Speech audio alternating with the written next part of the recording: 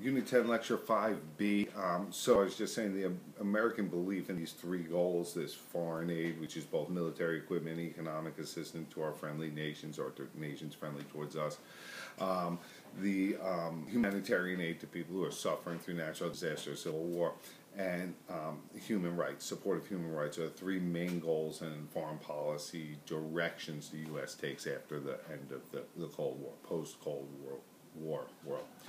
All right, so these three goals are going to influence the actions of President George H.W. Bush when Iraq invades Kuwait in 1990. So in August 1990, Saddam Hussein, the dictator of Iraq, ordered Iraqi troops to invade and occupy Kuwait, which is a very small nation next to Iraq and very oil-rich. All right, so President George H. Bush joined the other leaders of the world condemning this action as an unwarranted encroachment on Kuwaiti national sovereignty, on their independence, on their freedom, on their liberty.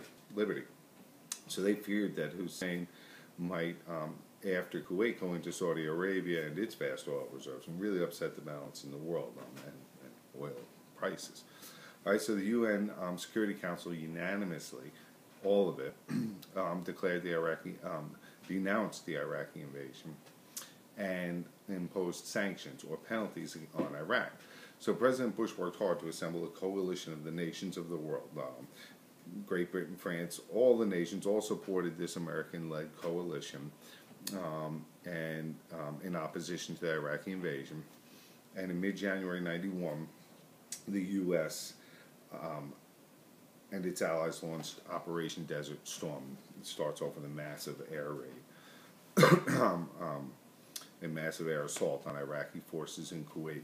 After 5 weeks of coalition bombing, the American-led coalition launched a ground attack on Kuwait and Iraq, and Iraqi resistance quickly collapsed. Thousands of Iraqi soldiers surrendered, and coalition forces liberated Kuwait City, the capital of Kuwait. So the remaining Iraqi troops beat a hasty retreat, and by the end of February 1991, President Bush announced a ceasefire, and the Persian Gulf War, 1990-1991, had ended. And this was the first war, I want you to know this, where American women served in a combat role. Okay, Saddam Hussein remained in power after this war. All right, he still led Iraq, but the American-led international coalition had achieved its goal of freeing Kuwait from Iraqi rule and restoring sovereignty and self-rule to Kuwait and its leaders.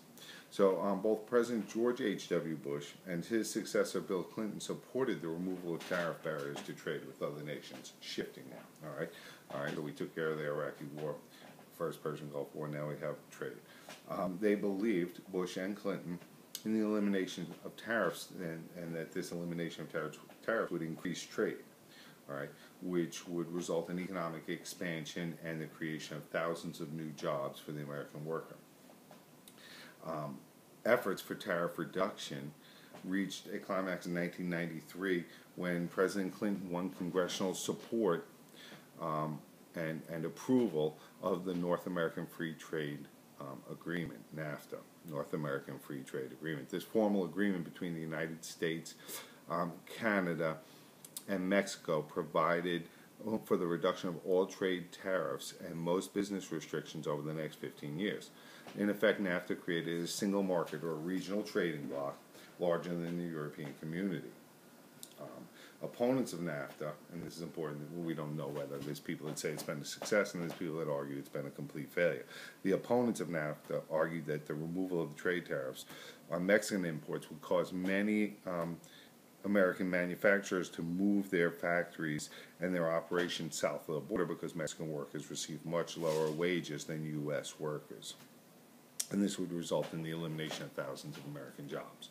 All right. The Clinton administration, now we're moving on to him, also achieved success in two other areas of foreign policy. First, President Clinton restored full diplomatic relations with communist Vietnam, which symbolized that the American people had finally moved past the domestic divisions caused by the Vietnam War. All right. Second, in the early 90s, the South African government ended its policy of racial apartheid. I'm going to pick up with that and see.